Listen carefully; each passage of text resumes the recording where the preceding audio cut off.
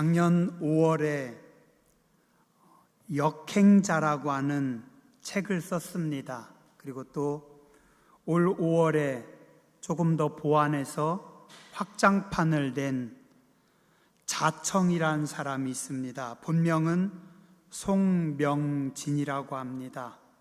저는 처음에 역행자라고 해서 좀 이상한 책 아닌가 했는데 그런 책은 아니고 우리가 어떤 느낌, 내 감정에 따라서만 살지 말고 그것을 넘어서 역행해서 어떤 삶의 의지를 가지고 살아가라라고 하는 자기계발서입니다. 송명진이라고 하는 분이 썼는데 이분이 1987년생입니다. 그러니까 지금 35살이겠네요. 이분은 학창시절에 너무 가난했대요. 겨울에 난방을 못해서 방바닥이 너무 차가워가지고 발로 밟고 설 수가 없었대요. 밤에도 너무 추워서 파카를 2개, 3개 껴입고 그리고 그 위에 이불을 쓰고 그리고 잤대요. 학교에서는 공부를 너무 못했답니다. 반의 아이들이 35명인데 자기는 열심히 공부를 안 한 게 아니라 열심히 했는데 30등이 넘어가더래요. 해도 안 되더래요. 이해하지도 못하겠고 봐도 모르겠고 추운 집에서 그냥 옷 다 껴입고 자고 그러니까 몸에서는 조금 쾌쾌한 냄새도 나고 또 못생겼고 공부도 못하고 가난하고 그래서 요즘 아이들 표현으로 따진다면 아싸였대요. 아웃사이더, 좀 왕따 당하는 좀 못된 친구들은 괴롭히기도 했었고 또 말을 못해서 여자들 앞에서는 말 한마디도 못하고 친구들 앞에서도 말을 못하고 다른 사람들 앞에서도 말을 못하고 자기는 평생 결혼 못하고 그냥 살아갈 거다라고 생각을 했대요. 간신히 야간대학에 합격했어요. 그래서 그는 돈이 없어서 일가 친척들이 다 돈을 모아서 400만 원의 등록금을 줬대요. 근데 학교에 들어가고 나서도 그는 학교에 가지 않고 오히려 400만 원 등록금 내고 아르바이트를 해서 50만 원씩 벌고 학교 성적은 다 펑크내버리고 한 학기 만에 학교 자퇴하고 학교를 그만 다녔대요. 자신은 못생겼고 실력도 없고 가진 것도 없고 그래서 그냥 회사에서 한 달에 150만 원씩 벌고 그 돈으로 밤에는 집에서 그냥 자기 방에 박혀서 하루 종일 게임만 하는 게 유일한 낙이었고 나는 그냥 평생 이렇게 살아야 되겠다라고 그는 생각하며 살았대요. 그런데 엄마의 좀 억지스러움으로 인해서 본인의 의지와는 다르게 영화관에 취업을 해서 근무를 하게 됐대요.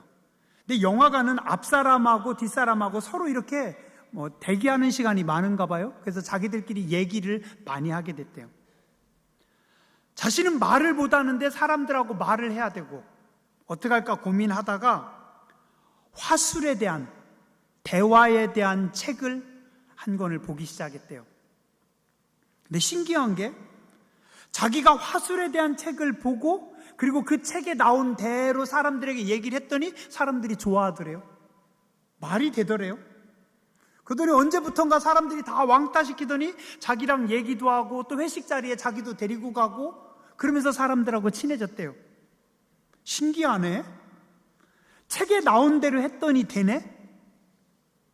여기서 이 사람이 도전을 받아서 인생이 게임의 공략집처럼 책만 봐도 되는구나. 그리고서 20대 초반에 한 200여 권의 책을 그냥 방에 박혀서 200여 권의 책만 열심히 읽었대요. 근데 놀라운 것은 그 뒤로 그의 생각도 바뀌고 지적 능력도 개발되고 그래가지고 그 다음부터 그는 뭘 하든지 잘 되는 거예요. 유튜브 동영상을 올렸는데 그것도 조회수가 엄청 나오고 또 사업을 시작해가지고 사업이 아주 잘 돼서 지금은 35살에 몇백억 부자가 됐고 그가 경영하고 있는 회사가 여러 개라고 합니다. 그분의 이야기를 제가 들으면서 그런 생각을 해봤어요.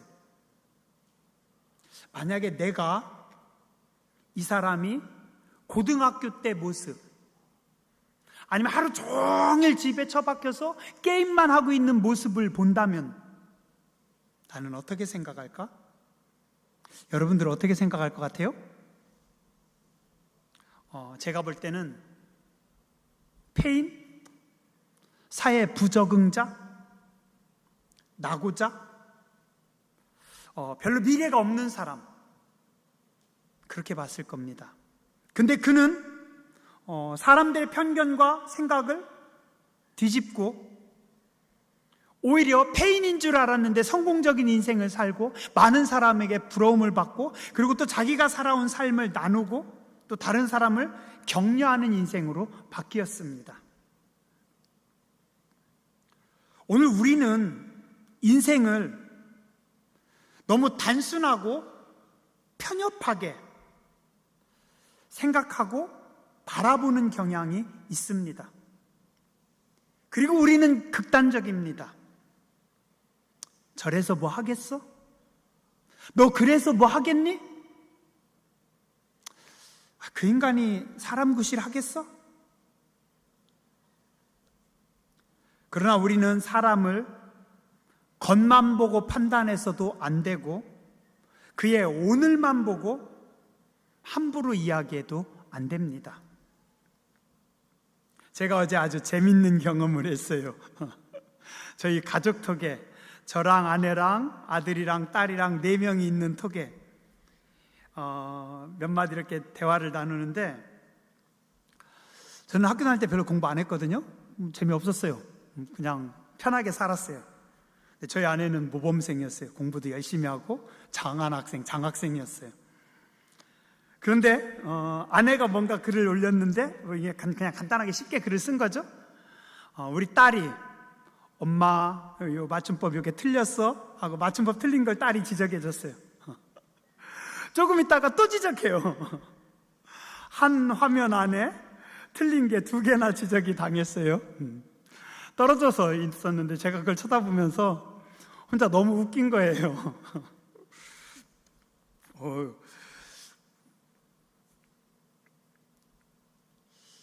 벌써부터 아들이, 딸이 우리의 맞춤법을 교정해 줍니다. 그리고 또 우리 생각도, 삶도 교정해 줍니다. 우리 체리냐고 얘기하면 제가 많이 혼나요. 아빠 그러면 안 되지, 그렇게 말하면 안 돼, 거기서 그렇게 하면 안 돼. 계속 교정해 줘요. 아이인 줄 알았는데, 어린 줄 알았는데 오히려 저보다 생각이, 시선이 더 넓어졌고 더 똑똑해집니다. 어쩌면 어떤 면에서는 훨씬 더 판단이 빠른 것도 많아요. 그래서 저는 칼릴 지브란의 그 자녀에 대해서라고 하는 그 글을 종종 생각합니다. 그대는 아이들에게 사랑을 줄 수는 있으나 그대의 생각까지 주려고 하지는 말라. 아이들에게는 아이들의 생각이 있으므로 그대는 아이들에게 육신의 집은 줄 수 있으나 영혼의 집까지 주려고 하지 말라.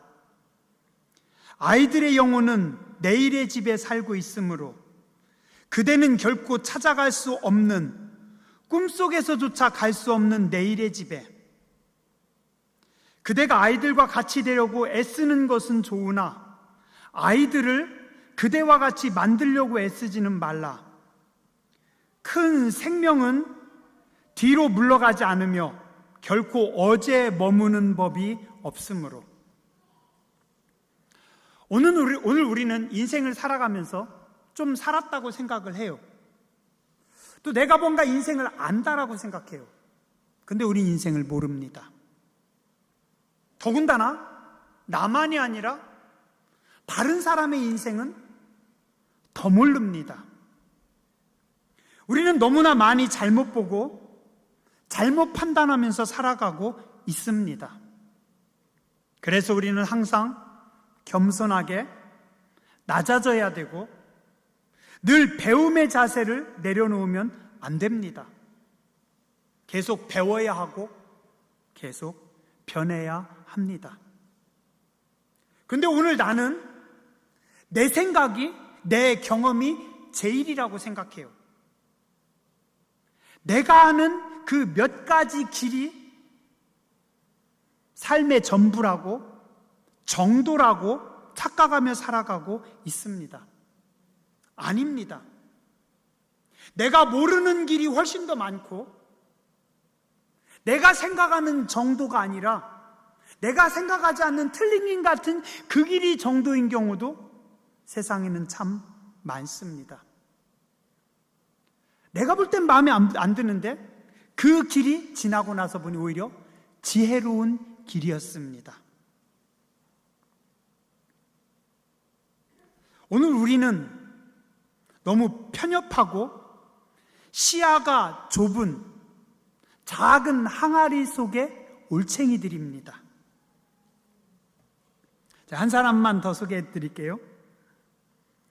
1955년 미국 샌프란시스코에서 태어났습니다. 근데 그는 한 미혼모의 아들로 태어났어요. 아빠가 누군지 모르거나 아니면 아빠 없이 그냥 어린 아가씨가 아들을 낳았어요. 혼자 키울 자신이 없어서 이 아들을 입양합니다. 입양하면서 조건을 하나 걸어요.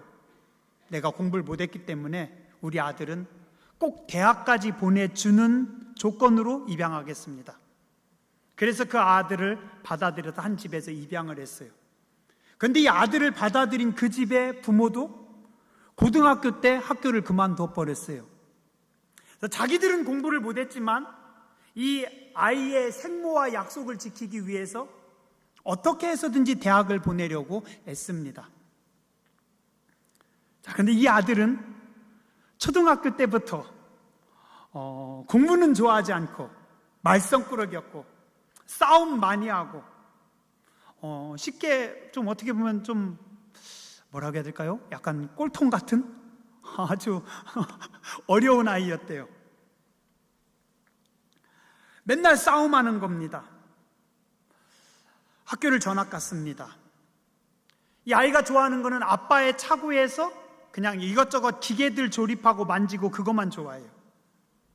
고등학교 때도 공부는 안 하고 친구들과 어울려서 마약을 했고 사회 부적응자처럼 살았답니다. 1973년 리드 대학이라고 하는 대학교에 철학과에 입학했어요.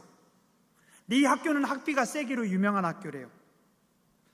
가난한 자기 부모가 학비를 비싸게 대는 걸 보고 이 아들이 너무 마음이 아파서 한 학기 다니고 나 학교 안 다니겠다 그래 때려쳤대요. 그리고 그 다음에 뭐 했는지 아세요? 동양 철학에 빠져서 인도로 인도 여행을 갑니다. 어렵게 대학을 보내놨더니 대학 때려치고 그 다음에 인도로 여행을 가고. 어때요, 이 사람? 눈치가 빠른 분은 압니다, 누군지. 바로 지금 미국의 애플사를 만들었고 세계 최고의 회사로 만든 스티브 잡스라고 하는 사람의 이야기입니다. 학교 다닐 때는 맨날 싸움만 했고 고등학교 때 마약을 하고 대학교 1학년 때 중퇴하고 인도 여행을 떠나고. 충선이가 그러면 제가 어떨까요? 어떡하지? 저는 한 학기만 쉰다고만 해도 뭐라고? F 하나만 나와도 뭐? 우리는 인생을 몰라요. 단지 안다고 착각할 뿐입니다. 인생은, 세상은 내가 생각하는 것처럼만 단순하고 좁지 않습니다. 그러나 하나님은 모든 인생에 대한 아름답고 놀라운 계획을 가지고 간섭하시고 도우시는 분입니다. 오늘 말씀 조금 앞부분에 1절부터 4절에 보면 이렇게 말씀합니다. 여호와여, 주께서 나를 살펴보셨으므로 나를 아시나이다. 하나님은 늘 나를 보기 때문에 나를 아셔요. 사람들은 나를 몰라요. 사람들은 나를 안다라고 얘기하지만 착각입니다. 그러나 하나님은 나를 압니다. 하나님께서 내가 앉고 일어섬을 아시고 멀리서도 나의 생각을 밝히 아시오며 나의 모든 길과 내가 눕는 것을 살펴보셨으므로 나의 모든 행위를 하나님은 익히 아십니다. 또한 하나님은 내 혀의 말을 알지 못하는 것이 하나도 없습니다. 그리고 저는 이 말씀의 5절이 참 기가 막히게 좋아요. 뭐라고 하는지 아세요? 주께서 나의 앞뒤를 둘러싸시고 내게 안수하셨나이다. 나를 잘 아시는 하나님, 사람들은 나를 모르고 사람들은 내 인생을 모르고 껍데기만 보고 잘못 판단하지만 나의 중심을, 나의 생각을, 나의 모든 언어를 다 아시고 보시는 하나님께서 어느 순간 나에게 다가오셔서 앞뒤로 나를 감싸시고 하나님께서 내 머리에 안수하십니다. 어떻게 돼요? 하나님께서 안수하시는 순간 우리의 인생은 그 순간이 터닝 포인트가 됩니다. 회심점이 됩니다. 하나님께서 내 인생에 개입하시는 순간, 안수하시는 순간 우리의 삶은 새롭게 열립니다. 하나님께서 여러분의 자녀들에게 안수하시는 순간 내가 보기에, 내가 생각하기에는 아쉽고 보잘것없을지 모르지만 아름답게, 탁월하게, 찬란하게 바꾸어 주실 것입니다. 시편 37편 5절과 6절에 보면 너의 길을 여호와께 맡기라. 저를 의지하면 저가 이루시고 내 의를 빛같이 나타내시며 내 공의를 정오의 빛같이 하시리로다. 하나님을 믿으세요. 하나님께 맡기세요. 하나님은 인생들에게 수천, 수만 가지의 길을 열어주십니다. 저희 아버지는요, 제 육신의 아버지는 아주 부지런했습니다. 아주 성실했습니다. 책임감이 강했습니다. 그러나 가난하고 힘들게만 사셨습니다. 제 아버지는 행동 반경이 아주 좁았어요. 그런데 놀라운 것은 제 아들과 제 딸은 저보다 더 넓은 세상을 살아갑니다. 제가 20대 때는 생각지도 못했던 것, 경험해보지도 못했던 세상을 살아가고 있습니다. 우리 다음 세대요, 우리가 알지도 못하는, 우리가 생각도 못하는 놀라운 세계에서 저들은 살아가고 있습니다. 조금만 예를 들어 볼까요?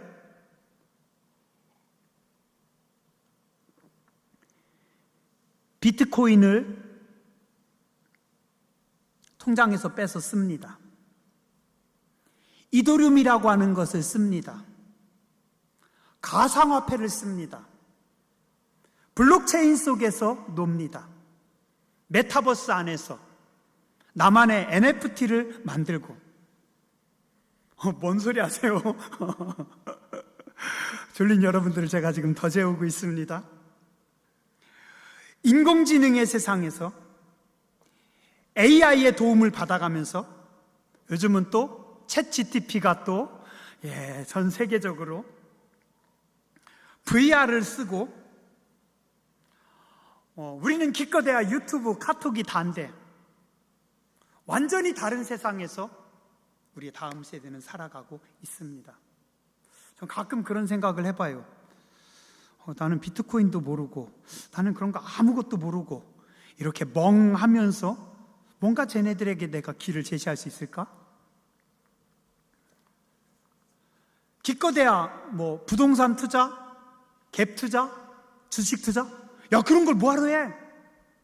그거 다 도박이야, 투기야, 위험해, 망해. 내가 모르는 건, 내가 낯선 건 다 위험합니다.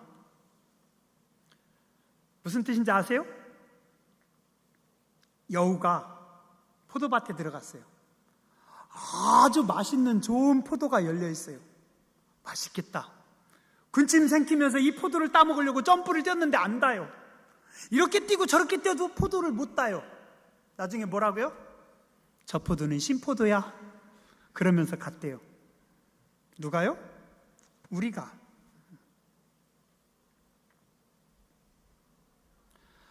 탁월한 미래학자인 엘빈 토플러는 이렇게 말했습니다. 배운 것을 잊어버리고 또 다시 배워라. 당신이 자산이라고 생각하던 경험은 더 이상 자산이 아니라 부채다. 21세기의 문명은 읽고 쓸 줄 모르는 것이 아니라 배우고 잊고 다시 배울 줄 모르는 것이 될 것이다. 자산과 부채의 차이를 알고 오직 자산만을 구입해라. 뭔 소리인지 모르겠죠? 저도 잘 모르겠어요. 오늘 우리는 생각이, 시야가 많이 굳어져 있습니다. 그런데 우리는 굳어져 있는지 몰라요. 마음과 생각을 열어야 돼요. 고개를 들어야 되고, 내 시선이 전혀 안 가는 그곳, 내 마음이 1도 끌리지 않는 그곳도 봐야 됩니다. 자, 오늘 말씀 13절 말씀합니다. 하나님께서 내 내장을 지으시고 나의 모태에서 나를 만드셨습니다. 하나님은 나를 어머니 뱃속에서부터 만드셨습니다. 어떻게 해요? 기묘하고 신비하게, 기가 막히게 하나님은 나를 만드셨습니다. 17절에 보니 그리고 나를 향한 하나님의 생각은, 우리를 향한, 여러분의 자녀들을 향한 하나님의 생각은 무엇이라고요? 보배로운 생각을 가지고 있습니다. 신비하게 우리를 만드셨고, 우리의 자녀들을 신비하게 만들었고, 우리의 인생에 보배로운 길을 만들어 놓고 계십니다. 단지 우리가 못 볼 뿐입니다. 그리고 18절에 말씀합니다. 내가 세려고 할지라도 하나님의 수가 모래보다 많도소이다. 하나님의 수는 모래알보다도 많습니다. 사람들은 흔히 누군가 어떤 기가 막힌 아이디어를 내던가 훌륭한 일을 할 때 뭐라고요? 이야, 멋지다. 그거 신의 한 수다. 우리 그러죠, 그죠? 그때 그게 신의 한 수였어. 기가 막혔어. 잘했어. 그러나 여러분을 향한 하나님의 계획은 신의 한 수가 아니라 신의 모래알보다도 많은 수랍니다. 오늘 내가 실패했다고 너무 실망하지 마세요. 지금 내 일이 막히고 내 삶이 꼬였다고 너무 속상해하지 마세요. 우리는 땅의 지혜로 살아가는 사람들이 아니라 하늘의 지혜로 살아가는 존재들입니다. 인간의 생각으로는 땅의 사람들이 볼 때는 길이 없고 답이 없어 보일지라도 하나님은 우리를 향한, 여러분을 향한, 여러분의 자녀를 향한 수많은 해답과 새롭고 놀라운 축복의 수들을 가지고 계십니다. 이제 곧 여러분을 향한, 여러분의 자녀를 향한 신의 한 수가 아니라 신의 10수, 신의 100수가 열릴 것을 믿으시기 바랍니다. 오늘 여러분을 향한 하나님의 생각과 축복의 수는 바닷가의 모래알보다도 많습니다. 하나님을 믿고 겸손히 바라보시길 주님의 이름으로 축원합니다. 기도하겠습니다.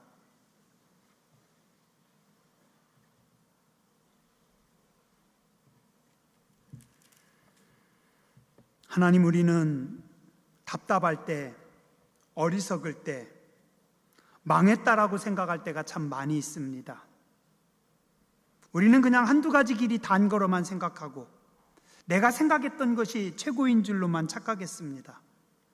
근데 하나님은 우리를 향한 수없이 많은 수를 가지고 계시고 준비하고 계시고 보배로운 생각을 가지고 계시고 우리 삶 가운데 간섭하시며 안수하시는 하나님이라고 말씀하셨습니다. 오늘 우리 삶 가운데, 우리의 자녀들의 삶 가운데 개입하여 주시고 간섭하여 주시옵소서. 자꾸만 세상을 바라보면서 사람들의 소리에, 세상의 노이즈 때문에 우리의 마음과 생각이 굳어져 있고 땅에 고정되어 있고 열리지 못하고 하나님을 의지하지 못하고 살아가고 있습니다. 우리의 어리석음을 불쌍히 여겨주시고 우리의 우둔함을 깨우쳐 주시고 우리의 눈을 열어주시고 귀를 열어주시고 마음을 열어주시고 하나님의 일하심을 보게 하여 주시옵소서. 겸손히 주께 시선을 두고 성령의 감동하심 따라, 하나님의 말씀하심 따라, 하나님의 계시하심 따라 진리를 향해 나아가는 주의 백성들, 또 우리의 자녀 손들 되게 하여 주시옵소서. 존귀하신 주님 예수님 이름으로 감사하며 간절히 기도드렸습니다. 아멘.